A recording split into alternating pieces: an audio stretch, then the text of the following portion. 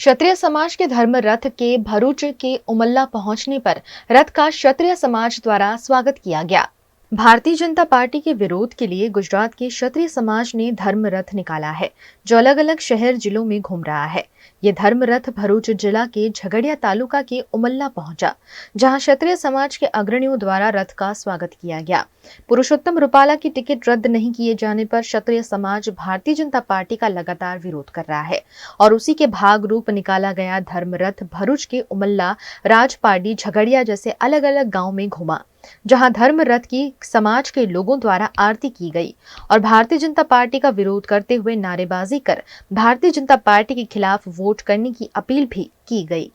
सवारे 8:30 वागे राजपीपला हरसिद्धि माताना मंदिर थी निकलेलो रथ आज उमल्ला खाते पधारी चुक्यो छे।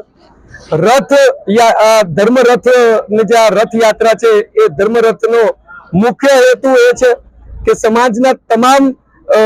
गामोनी अंदर पहुंची અને ક્ષત્રિય સમાજ એક સંકલ્પ લઈ કે જે 1 મહિનાથી વારંવાર આપણે જેને માફ કરવા ઈચ્છતા હતા પણ માફ કરવા માટે એમણે તૈયારી ન બતાવી અને વારંવાર જેમણે વાણી વિલાસ કરીને સમાજની મા બહેન બેટી દીકરીઓની અસ્મિતાને લાંછન લગાડવાનું કામ કર્યું છે। હવે લોકતંત્રની અંદર જ્યારે